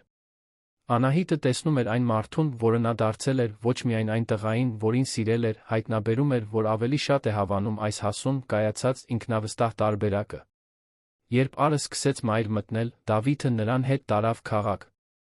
Ճանապարհին նրանք անցան Սոֆիի կողքով, նախկին ընկերուհու, որի մասին Լիլիթը նշել էր։ Նա կանգնած էր մի խանութի մուտքի մոտ, երբ տեսավ Դավիթի ջիպը, նրա դեմքը փոխվեց զարմանքի մի բանի, որը կարծես վիրավորանք լիներ։ Դավիթը կարճ գլխով արեց, բայց չկանգնեց։ Անահիտը նկատեց նրա ուսերին առաջացած լարվածությունը։ Սոֆին է, բացատրեց նա։ 2 տարի առաջ բաժանվեցինք, բայց նա վերջերս վերադարձել է քաղաք։ Կարծում եմ, փորձում է վերականգնել հարաբերությունները, բայց ես հասկացրել եմ, որ մեր միջ այլս ոչինչ չկա։ Նա դեռ սիրում է քեզ, նկատեց Անահիտը։ Գուցե, խոստովանեց Դավիթը։ Բայց սերը միայն զգացմունք չէ։ Դա համատեղելիություն է, հարգանք, կյանքից նույն բաներն ուզենալը։ Սոֆին ուզում էր փոխել ինձ։ Դու միշտ ուզում էիր, որ ես ավելին լինեմ, քան արդեն էի, բայց երբեք ուրիշ։ Դրանում մեծ տարբերություն կա։ Այդ խոսքերն արձագանքում էին Անահիտի մտքում ամբողջ տունդարձի ճանապարհին։ Այդ գիշեր նա երկար զրուցեց հոր հետ։ Արամը պատշգամբում էր, ծխում էր իր ծխամորճը, նայում էր աստղերին, ինչպես անում էր ամեն գիշեր։ Անահիտը նստեց նրա կողքին ընդհանուր լռության մեջ։ Շփոթված ես, աղջիկս, հարցրեց նա, աչքերը չկտրելով երկնքից։ Շատ, հայրիկ։ Չգիտեմ, խիզախ եմ, թե վախկոտ։ Չգիտեմ, փախչում եմ երանից, թե վազում եմ դեպի նոր բան։ Չգիտեմ, հետում եմ սրտիս, թե կարոտախտի մեջ եմ։ Արամը երկար ծուխ քաշեց ծխամորճից, նախքան պատասխանելը։ Գիտես, Անահիտ, ես այս ծառը տնկել եմ այստեղ, երբ դու ծնվեցիր, նա ցույց տվեց բակի մանգոյի ծառը։ Առաջին տարիներին այն դանդաղ էր աճում։ Մայրդ ուզում էր պոկել, ավելի արագ աճող բան տնկել։ Բայց ես համառեցի։ Ասացի, որ լավ ծառերը ժամանակ են պահանջում։ Եվ տես հիմա այն ուժեղ, փարթամ, ամեն տարի պտուղ է տալիս։ Երբեմն մենք բաներ ենք տնկում, որոնք միայն ճիշտ ժամանակին են ծաղկելու։ Դու 10 տարի առաջ Դավիթի հետ սերմ ես տնկել։ Մեկնեցիր, նախքան կտեսնեիր, թե ինչ կաճեր։ Հիմա վերադարձել ես գտել ես արդեն աճած ծառ։ Հարցն այն չէ, թե դու խիզախ ես, թե վախկոտ։ Հարցն այն է, թե ուզում ես այդ պտուղները քաղել, թե կյանքիդ մնացած մասը պատկերացնել դրանց համը։ Անահիտը թույլ տվեց, որ արցունքներն ազատ հոսեն։ Ինչպես ես միշտ հստակ իմանում, թե ինչ ասել։ Որովհետ ծեր եմ, ժպտաց նա։ Եվ որովհետ քեզ ճանաչում եմ, նախքան դու խոսել կիմանայիր։ Ես տեսնում եմ, երբ դու իսկապես երջանիկ ես, երբ ձացնում ես։ Եվ այս շաբաթ այստեղ, աղջիկս, ես քո ավելի շատ անկեղծ ժպիտներ եմ տեսել, քան վերջին 5 տարիների ընթացքում միասին վերցրած։ Իսկ իմ կարիերան? Այն ամենը, ինչ կառուցել եմ։ Կարիերան կարևոր է, համաձայնեց Արամը։ Բայց ամեն ինչ չէ։ Կյանքի վերջում ոչ ոք չի ցանկանում, որ ավելի շատ աշխատած լիներ։ Ցանկանում են, որ ավելի շատ սիրած, ավելի շատ ապրած, ավելի շատ ռիսկի դիմաց լինեին։ Դու 32 տարեկան ես, Անահիտ։ Դեռ այնքան երիտասարդ ես։ Եթե այստեղ չստացվի, դու այնտեղ կվերակառուցես։ Բայց եթե ստացվի, աղջիկս, եթե ստացվի, դու կունենաս մի կյանք, որն արժե ապրել։ Հաջորդ օրը Անահիտը որոշում կայացրեց։ Նա զանգահարեց Երանի հիվանդանոցի տնօրենին, խնդրեց 6 ամսվա չվճարվող արձակուրդ։ Նա գոհ չմնաց, բայց համաձայնեց։ Այնուհետ զանգահարեց Դավիթին։ Համաձայն եմ, ասաց նա, հենց որ նա պատասխանեց։ Ուզում եմ աշխատել կլինիկայի նախագծի վրա։ 6 ամիս կտամ։ Եթե ստացվի, կտեսնենք, թե հետո ինչ անել։ Մյուս կողմից լռությունը փոխարինվեց թեթացած հոգոցով։ Դու չես փոշմանի, Անահիտ։ Խոստանում եմ, որ չես փոշմանի։ Բայց որոշումը խառը արձագանքներ առաջացրեց։ Արմինեն, նրա Երանի ընկերուհին, զայրացավ։ Դու հսկայական սխալ ես գործում, ասաց նա լարված զանգի ժամանակ։ Դու դեն ես նետում տարիների քրտնաջան աշխատանքը պատանեկան սիրավեպի համար։ Երբ դա փլուզվի, դա կփլուզվի, դու այլս տեղ չես ունենա այստեղ։ Մարդիկ քեզ լուրջ չեն ընդունի։ Այդ խոսքերը խորապես վիրավորեցին Անահիտին։ Գուցե դու ճիշտ ես, խոստովանեց նա։ Բայց պետք է դա ինքս պարզեմ։ Չեմ կարող ապրել փոշմանելու վախով։ Լիլիթը, մյուս կողմից, արձագանքեց նախանձի հիացմունքի խառնուրդով։ Դու խիզախ ես, Անահիտ։ Ես երբեք այդ խիզախությունը չեմ ունեցել։ Ես հարմարվեցի, ընդունեցի մի կյանք, որն ինձ չի լրացնում։ Տեսնել, թե ինչպես ես դու դա անում, մի մաս ուզում է քեզ ծափահարել, մի մաս ուզում է քեզ թափ տալ։ Բայց կարծում եմ, հենց դա է։ Կյանքը ընտրությունների մասին է, դու քոնն ես անում։ Լուրը արագ տարածվեց քաղաքում։ Ոմանք շնորհավորում էին նրան խիզախ ընտրության համար։ Ոմանք ասում էին, որ խելագարություն է դեն նետել խոստումնալից կարիերան։ Տիկին Սոնան, միշտ իմաստուն, ամեն ինչ կատարյալ ամփոփեց։ Սիրտը չի սխալվում, աղջիկս։ Կարող է երկար ժամանակ պահանջվել ճիշտը գտնելու համար, բայց երբ գտնում է, մենք դա գիտենք։ Դավիթն ու Անահիտը սկսեցին միասին աշխատել կլինիկայի պլանավորման վրա։ Նրանք ժամերով գծագրեր էին անում, քննարկում սարքավորումները, մտածում, թե ինչպես տարածքը դարձնել հարմարավետ ֆունկցիոնալ։ Նրանց միջ բնական սիներգիա կար, միմյանց գաղափարները լրացնելու միծ, որն առանց ջանքերի էր հոսում։ Մի օր, երբ նրանք գծագրեր էին վերանայում, նրանց ձեռքերը դիպան սեղանի վրա։ Երկուսն էլ սառեցին։ Դավիթն առաջինը խոսեց. Անահիտ, պետք է անկեղծ լինեմ քեզ հետ։ Չգիտեմ, կարող եմ քեզ այսքան մոտ ունենալ ծածնել, թե պարզապես քո մասնագիտական գործընկերն եմ։ Այս բոլոր տարիներին ես պահել եմ այն, ինչ զգում էի։ Բայց հիմա, քեզ հետ այստեղ, իմ կողքին աշխատելիս, ինձ այդպես նայելիս դա անհնար է դառնում։ Անահիտը բարձրացրեց աչքերը նրա աչքերին հանդիպելու։ Դավիթ, ես էլ եմ զգում։ Այնքան շատ եմ զգում, որ վախեցնում է ինձ։ Բայց վախենում եմ։ Վախենում եմ նորից փչացնելուց։ Վախենում եմ բավարար չլինելուց։ Վախենում եմ հայտնաբերելուց, որ այն, ինչ զգում ենք, պարզապես կարոտախտ է։ Նա վեր կացավ, շրջանցեց սեղանը, կանգնեց նրա դիմաց։ Ուրեմն եկ պարզենք, ասաց նա մեղմորեն։ Առանց շտապելու, առանց ճնշման։ Թույլ տանք, որ բնականon կերպով տեղի ունենա։ Եթե լինելու է, կլինի։ Եթե ոչ, գոնե փորձեցինք։ Անահիտը գլխով արեց, սիրտը այնքան ուժեղ էր բաբախում, որ վստահ էր, որ նա կարող է լսել։ Եվ այսպես, համեղ սարսափելի դանդաղությամբ, նրանք սկսեցին վերագտնել միմյանց։ Ընթրիքներ, որոնք ձգվում էին մինչ ուշ գիշեր։ Մթնշաղին զբոսանքներ։ Զրույցներ, որոնք շոշափում էին հին վերքեր, նոր հույսեր։ Գողացված համբույրներ, որոնք երկուսին էլ դողի մեջ էին թողնում, վախեցած այն բանի ուժգնությունից, ինչ դեռ զգում էին։ Բայց ամեն ինչ հեշտ չէր։ Մի օր, երբ Անահիտը ֆերմայում էր, Սոֆին հայտնվեց։ Նա գեղեցիկ էր, էլեգանտ, նրա տանը քայլելու ձում մի ծանոթություն կար, որը Անահիտին անհարմարավետություն պատճառեց։ Պետք է խոսեմ քեզ հետ, Դավիթ, ասաց Սոֆին, ամբողջովին անտեսելով Անահիտի ներկայությունը։ Դավիթը տեսանելիորեն լարվեց։ Սոֆի, մենք արդեն խոսել ենք այս մասին։ Այլս ասելու բան չկա։ Բայց կա, համառեց նա, վերջապես նայելով Անահիտին արամարանքի հետաքրքրասիրության խառնուրդով։ Ուրեմն սա է հայտնի Անահիտը։ Նա, ով ստիպեց քեզ 10 տարի սպասել։ Նա, ով քեզ կոտրեց, հիմա վերադառնում է կորցրած ժամանակը վերականգնելու։ Սոֆի, ասաց Դավիթը հաստատակամորեն։ Մի արա դա։ Ինչ անեմ։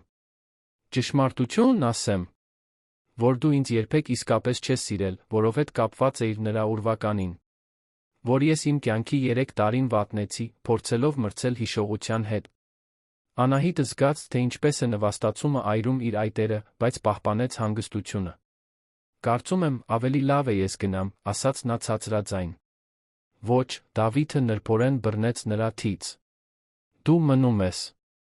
Սոֆին է, որ գնում է։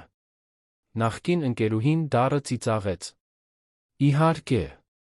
Միշտ նա, այնպես չէ։ Նույնիսկ երբ այստեղ չէր։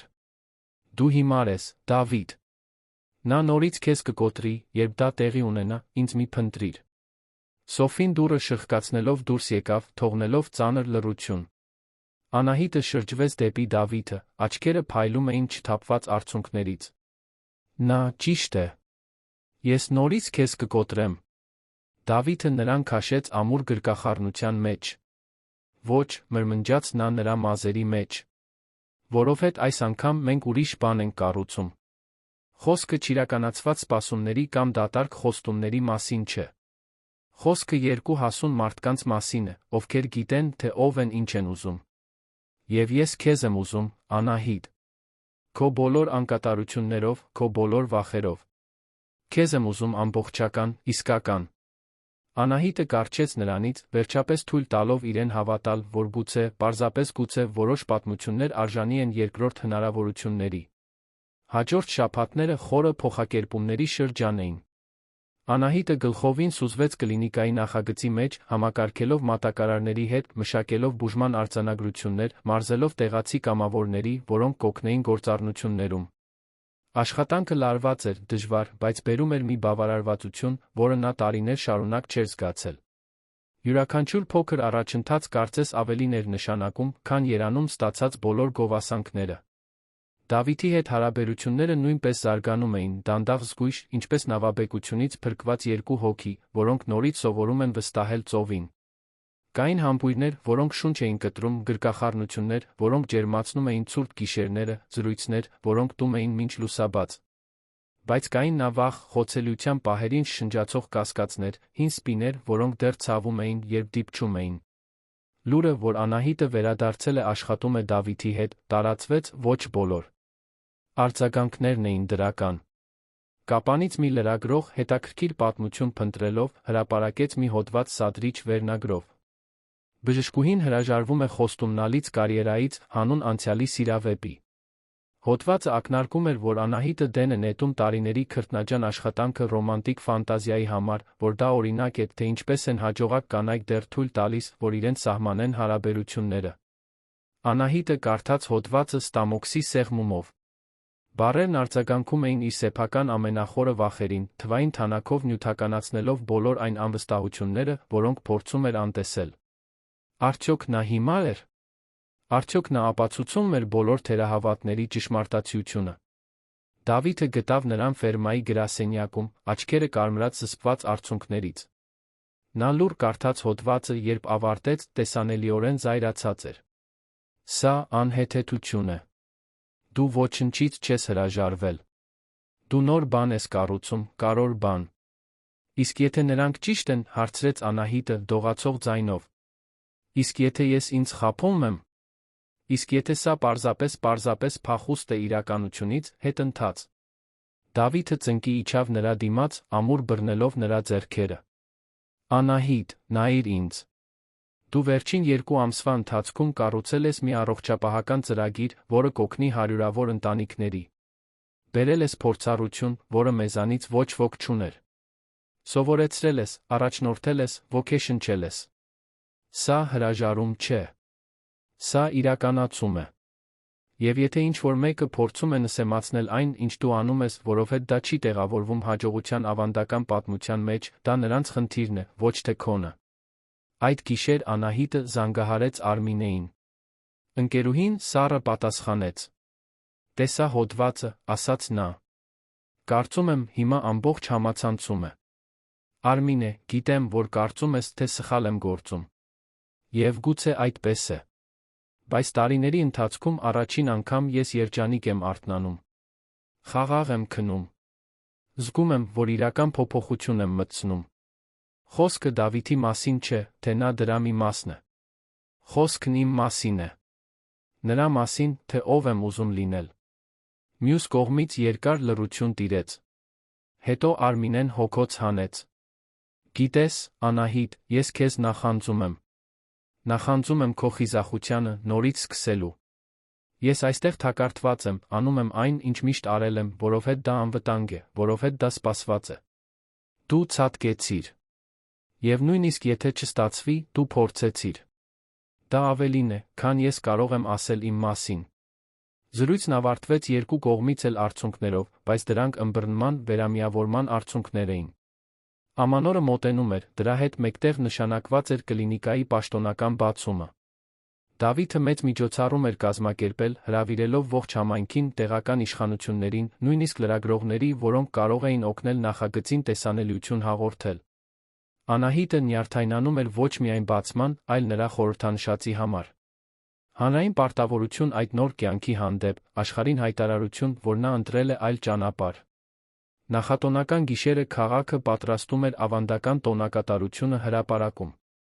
Լույսերը փայլում էին ամենուր, կենդանի երաժշտություն էր հնչում, օդը բուրում էր ավանդական ուտեստներով ընդհանուր ուրախությամբ։ Անահիտը Դավիթի հետ հրապարակում էր, երբ տեսան ֆերմայի ուղությունից եկող բոցավառում։ Երկուսի սիրտերն էլ սառեցին։ Հրթե, գոռաց ինչ-որ մեկը։ Լուսաղբյուր, ում։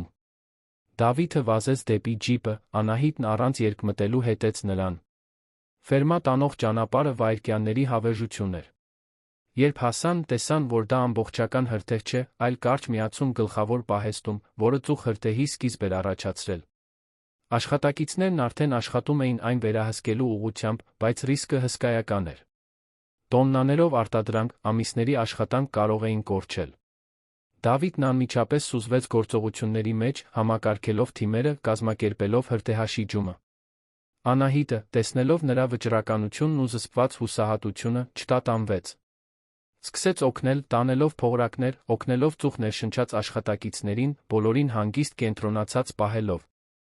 3 ժամ լարված աշխատանք էր։ Երբ վերջապես կարողացան ամբողջությամբ վերահսկել իրավիճակը, բոլորը հյուծված էին, մրով պատված, բայց թեթացած։ Վնաս կար, բայց կառավարելի էր։ Այն, ինչ կարող էր աղետ լինել, ժամանակին կանխվեց։ Դավիթը նստեց գետնին, մեջքով հենված պահեստի պատին, ամբողջովին ուժասպառ։ Անահիտը նստեց նրա կողքին, նույնքան հյուծված։ Նրանք այնտեղ լուռ էին, կողք կողքի, մինչ երկինքը սկսում էր բացվել, ազդարարելով ամանորը։ Դու մնացիր, վերջապես ասաց Դավիթը, ձայնը խռպոտած ծխից հուզմունքից։ Երբ տեսար խնդիրը, կարող էիր վերադառնալ անվտանգություն։ Բայց մնացիր, օգնեցիր։ Ուրիշ որտեղ պետք է լինեի, պարզապես պատասխանեց Անահիտը։ Սա հիմա նա իմ տեղն է։ Դավիթը շրջվեց, նրան նայելու, նրա աչքերում նա տեսավ ամեն ինչ։ Սեր, երախտագիտություն, հույս, վստահություն։ Անահիտ, ես քեզ սիրում եմ։ Երբեք չեմ դադարել։ Եվ գիտեմ, որ արագ է, գիտեմ, որ դեռ նորից ենք ճանաչում միմյանց, բայց այլս չեմ կարող ծածնել։ Սիրում եմ քեզ։ Սիրում եմ, թե ով էիր, ով ես դառնում։ Եվ ուզում եմ քո կողքին լինել բոլոր ճգնաժամերում, բոլոր հաղթանակներում, ամեն ինչում։ Անահիտը զգաց, թե ինչպես են արցունքները հոսում, մաքրելով հետքեր իր դեմքի մրի վրա։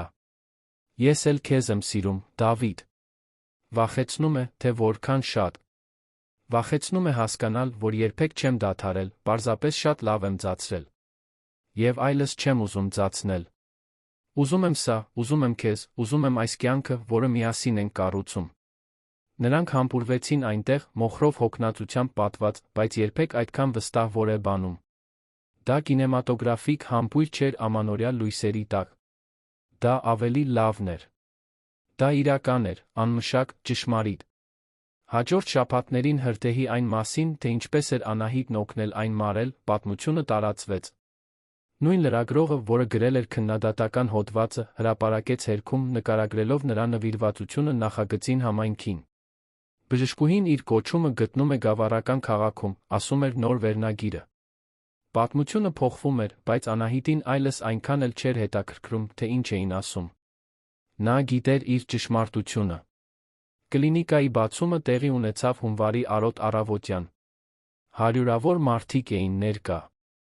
Շրջակա ընտանիքներ, տեղական իշխանություններ, կամավոր բուժանձնակազմ, բոլորը հավաքվել էին տոնելու մի բան, որն ամիսներ առաջ անհնարին էր թվում։ Կլինիկան փոքր էր, բայց գեղեցիկ, ներկված բաց երանգներով, զարդարված տեղական արվեստով, հագեցած հիմնական, բայց էական սարքավորումներով։ Երբ եկավ Անահիտի ելույթի ժամանակը, նա կանգնեց բարձրախոսի դիմաց, նայելով բոլոր այն մարդկանց, որոնք այժմ իր կյանքի մասն էին կազմում։ Մայրը առաջին շարքում էր, աչքերը փայլում էին հպարտությունից։ Հայրը բռնել էր Նունեի ձեռքը, դեմքին հազվագյուտ, բայց խորը ժպիտ։ Տիկին Սոնան թաշկինակով էր թափահարում։ Լիլիթն այնտեղ էր իր երեխաների հետ, տարիների ընթացքում առաջին անգամ անկեղծորեն ժպտալով։ Եվ Դավիթը, նրա կողքին ամբիոնում, ճառագում էր մի երջանկություն, որը չէր կարողանում թաքցնել։ Մի քանի ամիս առաջ սկսեց Անահիտը, ես վերադարձա այս քաղաք, կարծելով, թե ժամանակավոր այցելություն եմ անում։ Վերադարձա հոգնած, կորած, կասկածի տակ դնելով իմ բոլոր ընտրությունները։ Կարծում էի, որ իմ տեղը մայրաքաղաքում է, որ հաջողությունը նշանակում է հեռավորություն այս արմատներից, այս մարդկանցից, այս հողից։ Բայց ես մի հիմնարար բան հայտնաբերեցի։ Հայտնաբերեցի, որ տունը այնտեղ չէ, որտեղ ծնվել ենք, այլ որտեղ ընտրում ենք ծաղկել։ Եվ այստեղ, այս քաղաքում, որը մի օր չափազանց փոքր էի համարում, ես գտա աճելու տարածք այնպիսի ձերով, որոնք երբեք չէի պատկերացնի։ Ես գտա նպատակ, գտա համայնք, գտա սեր։ Նրա ձայնը թեթակի դողաց, գտա ինքս ինձ։ Այս կլինիկան պարզապես շենք չէ։ Դա խորհրդանիշ է, որ մենք կարող ենք նորից սկսել, որ երբեք ուշ չէ ուղղել ուղիները, որ լավագույն պատմությունները երբեմն երկրորդ գործողություններ ունեն։ Շնորհակալ եմ բոլոր նրանց, ովքեր հավատացին, օգնեցին, ընդունեցին այս նախագիծը, կարծես իրենցը լիներ։ Որովհետև հիմա այդպես է։ Այս կլինիկան բոլորինս է։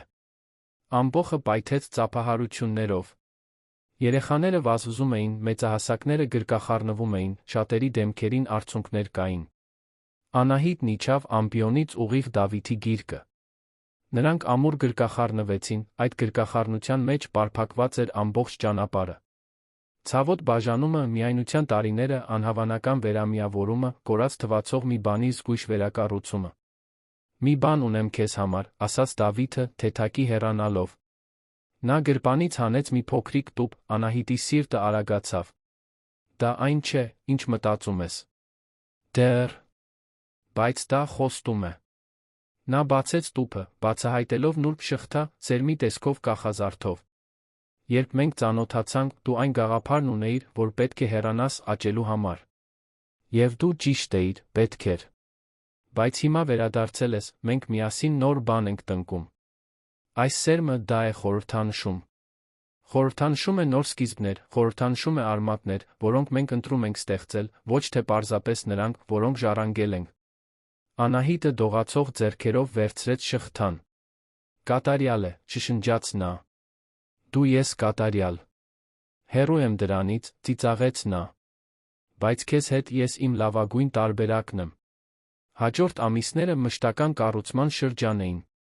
Կլինիկան արագորեն դարձավ համայնքի համար էական։ Անահիտը շաբաթական տասնյակ հիվանդների էր սպասարկում, որոնցից շատերը երբեք կանոնավոր բուժօգնություն չէին ստացել։ Նա մարզեց համայնքային բուժաշխատողների, հիմնեց կանխարգելման ծրագրեր, ստեղծեց աջակցության խմբեր։ Աշխատանքը լարված էր, բայց յուրաքանչյուր շոշափված կյանք հաստատում էր նրա ընտրությունը։ Ապրիլին, կլինիկայում լիքը օրվանից հետո հանգիստ երեկոյան, Դավիթը գտավ նրան իրենց տան պատշգամբում, այո, իրենց, որովհետև Անահիտն այժմ պաշտոնապես ապրում էր ֆերմայում, հիվանդության պատմություններ դասավորելիս։ Նա մի պահ լուռ նստեց նրա կողքին։ Անահիտ, սկսեց նա, նրա ձայնում ինչ-որ տարբեր բան կար։ Մենք այստեղ գեղեցիկ բան ենք կառուցել։ Կլինիկան, համայնքը, մեր կյանքը միասին։ Եվ գիտեմ, որ դեռ գործընթացի մեջ ենք, դեռ ամեն ինչ բացահայտում ենք։ Բայց մի բան կա, որ բացարձակ վստահությամբ եմ բացահայտել։ Ուզում եմ իմ կյանքի մնացած մասն անցկացնել դա անելով քո կողքին։ Ուզում եմ ամեն օր արթնանալ, քեզ տեսնելով։ Ուզում եմ միասին խնդիրներ լուծել։ Ուզում եմ միասին երազանքներ կառուցել։ Ուզում եմ քեզ, ընդմիշտ։ Նա ծնկի իջավ, այս անգամ նրա ձեռքերում ուրիշ տուփ կար։ Կամուսնանաս ինձ հետ, Անահիտ։ Ոչ թե որովհետև ռոմանտիկ է կամ որովհետև սպասված է, այլ որովհետև քեզ հետ կյանք կառուցելը միակ բանն է, որ իմաստ ունի ինձ համար։ Անահիտը նայեց նրան արցունքների միջով, որոնք չփորձեց թաքցնել։ Նա տեսավ այն տղային, որին սիրել էր, այն մարդուն, որը նա դարձել էր, այն ապագան, որը նրանք միասին խոստանում էին։ Նա տեսավ այն ճանապարհը, որը նրանց հասցրել էր այնտեղ, բոլոր այն ցավերը, որոնք նրանց ձավորել էին, բոլոր այն ընտրությունները, որոնք նրանց բաժանել վերջապես միավորել էին։ Այո, ասաց նա, ձայնը հաստատուն, չնայած արցունքներին։ Այո, ամեն ինչին։ Այո քեզ, այո մեզ, այո այս կյանքին, որը մենք ստեղծում ենք։ 1000 անգամ այո։ Մատանին սահեց նրա մատին, կարծես միշտ այնտեղ է եղել։ Նրանք համբուրվեցին, մինչ արը մայր էր մտնում ֆերմայի վրա, ամեն ինչ ոսկեգույն ներկելով։ Դա համբույր էր, որը պարունակում էր խոստումներ, պարտավորություններ, հույսեր։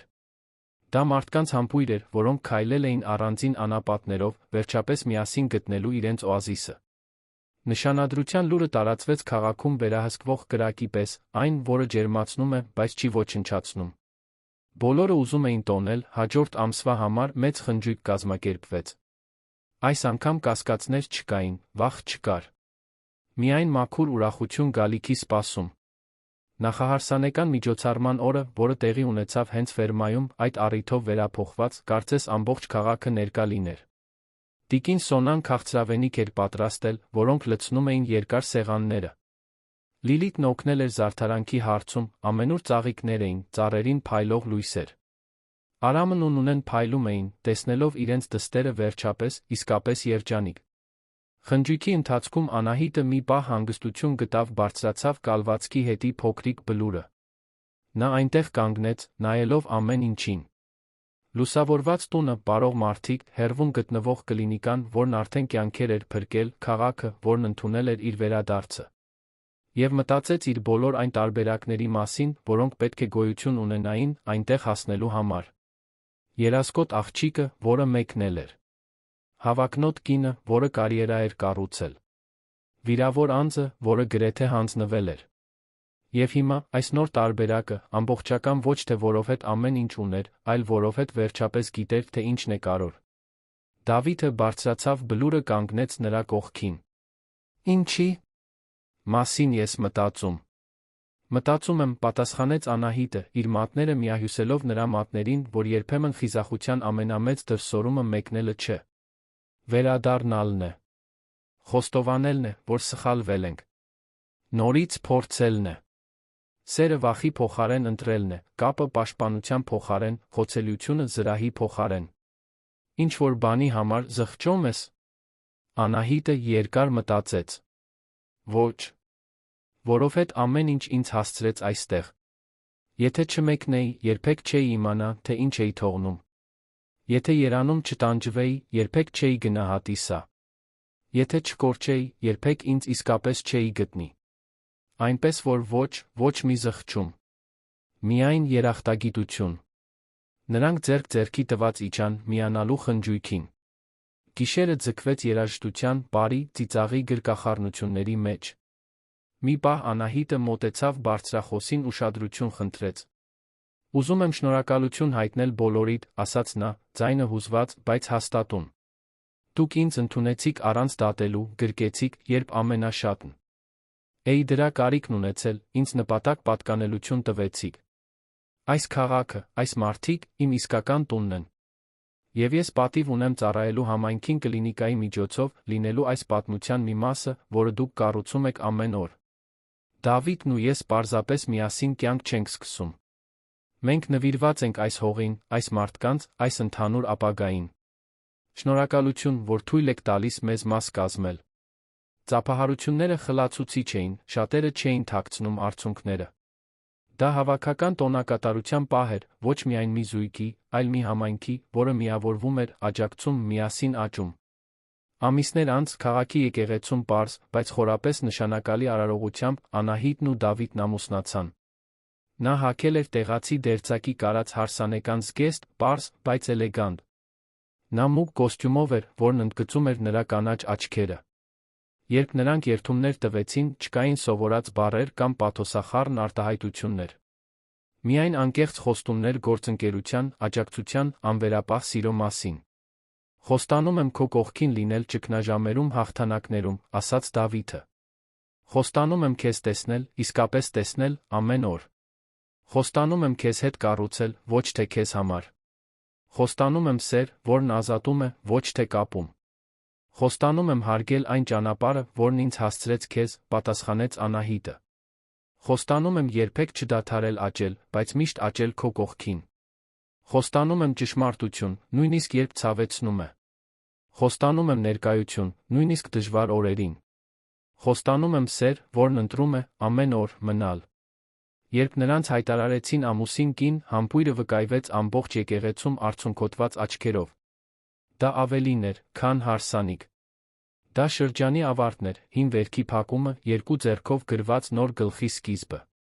Խնջույքը ֆերմայում էր, որը երբեք այդքան կենդանի, այդքան ուրախությամբ լի չէր թվացել։ Երեխաները վազվզում էին հյուրերի միջ, երաժշտություն էր հնչում, առատ ուտելիք էր կիսվում։ Անահիտը պարեց հոր հետ, Արամը շշնջաց նրա ականջին։ Հպարտանում եմ քեզնով, աղջիկս։ Ոչ թե կարիերայի, ոչ թե կոչումների համար, այլ նորից սկսելու, խոստովանելու խիզախության համար, թե ինչ էր իրականում ուզում քո սիրտը։ Դավիթը պարեց Նունեի հետ, որն ամուր գրկեց նրան ասաց. «Խնամիր իմ գանձին, և թույլ տուր, որ նա էլ քեզ խնամի»։ Այդպես են անում նրանք, ովքեր իրար իսկապես սիրում են։ Երբ գիշերն առաջ գնաց հյուրերը սկսեցին հեռանալ, Անահիտն ու Դավիթը մենակ մնացին պատշգամբում, նայելով աստղերին։ «1 տարի», ասաց Անահիտը։ 1 տարի առաջ ես վերադարձա, կարծելով, թե պարզապես ամանորի համար եմ եկել։ Եվ տես, թե հիմա որտեղ ենք։ Հավատո՞ւմ ես ճակատագրին, հարցրեց Դավիթը։ Չգիտեմ, անկեղծորեն պատասխանեց նա։ Բայց հավատում եմ ընտրություններին։ Եվ ես ընտրում եմ քեզ, ամեն օր։ Ընտրում եմ այս կյանքը, այս վայրը, այս սերը։ Եվ այս ընտրությունն ավելի արժեքավոր է, քան ցանկացած ճակատագիր։ Նրանք այնտեղ գրկախառնված մնացին, մինչ Ֆերման քնում էր նրանց շուրջը։ Երկու մարդ, որոնք կորցրել վերագտել էին միմյանց, որոնք սխալվել ուղղվել էին, որոնք գրեթե հանձնվել էին, բայց որոշել էին մեկ անգամ փորձել։ Եվ այդ վերջին փորձի մեջ նրանք գտան ոչ միայն միմյանց, այլ իրենց լավագույն տարբերակները։ Քաղաքը, որը Անահիտը չափազանց փոքր էր համարում, այժմ պարունակում էր նրա ողջ աշխարհը։ Արմատները, որոնք նա կտրել էր, վերատնկվեցին, ավելի ուժեղ, ավելի խորը։ Երազանքները, որոնք նա լքել էր, վերակառուցվեցին, ոչ թե ավելի քիչ հավակնությամբ, այլ ավելի շատ իմաստությամբ։ Եվ սերը, որը նա անհնարին էր համարում, բացահայտվեց որպես միակ իսկական վստահությունն անորոշությունների աշխարհում։ Հիվանդանոցում, որը մի օր նրա մասնագիտական տունն էր, նոր բժշկուհի էր զբաղեցնում նրա սենյակը։ Երանում կյանքը շարունակվում էր առանց նրա, որովհետև կյանքը միշտ շարունակվում է։ Բայց այստեղ, Սյունիքի մարզի այս քաղաքում, մի ֆերմայում, որը դարձել էր կայունության հույսի խորհրդանիշ, մի կլինիկայում, որն ամեն օր կյանքեր էր փրկում, Անահիտը վերջապես այնտեղ էր, որտեղ պատկանում էր։ Ոչ թե որովհետև այնտեղ էր ծնվել, այլ որովհետև այնտեղ էր ընտրել ծաղկել։ Եվ երբեմն լուռ գիշերներին նա նայում էր իր կողքին քնած Դավիթին, իր մատի մատանուն, այն կյանքին, որը նրանք կառուցել էին աղյուս առ աղյուս, ընտրություն առ ընտրություն, բացարձակ վստահությամբ գիտեր, արժեր։ Յուրաքանչյուր արցունք, յուրաքանչյուր վախ, յուրաքանչյուր կասկածի պահ, ամեն ինչ արժեր այնտեղ հասնելու համար։ Որովհետև, ի վերջո, Անահիտի պատմությունը ոչ թե մի բժշկուհու մասին էր, որը հրաժարվեց իր կարիերայից։ Այն մի կնոջ մասին էր, որը խիզախություն ունեցավ վերագրելու իր պատմությունը, երբ հասկացավ, որ սխալ կյանք է ապրում։ Այն երկրորդ հնարավորությունների, խիզախ նոր սկիզբների այն գեղեցկության մասին էր, որ երբեմն այն, ինչ փնտրում ենք ամբողջ աշխարհում, ամբողջ ընթացքում տանն էր սպասում։ Պատմության ավարտը, սիրելի ունկնդիրներ, հուսով ենք, որ Անահիտի Դավիթի պատմությունը հուզեց ձեր սրտերը։ Եթե դուք հուզվեցիք նոր սկիզբների երկրորդ հնարավորությունների այս ճանապարհորդությունից, դրեք ձեր հավանումը, բաժանորդագրվեք ալիքին մեկնաբանություններում պատմեք, թե ինչն է ձեզ ամենաշատը տպավորել։ Որ պահն էր, որ ամենաշատը հուզեց ձեզ։ Դուք երբեք ստիպված եղել եք Անահիտի պես խիզախ ընտրություն կատարել։ Ամեն օր մենք բերում ենք այսպիսի լարված պատմություններ, որոնք բացահայտում են մարդկային հոգու ամենախորը կողմերը, որոնք խոսում են սիրո հաղթահարման վերակառուցելու խիզախության մասին։ Սպասում ենք ձեզ հաջորդ դրվագում, մեկ պատմությամբ, որը կհուզի ձեր հոգին։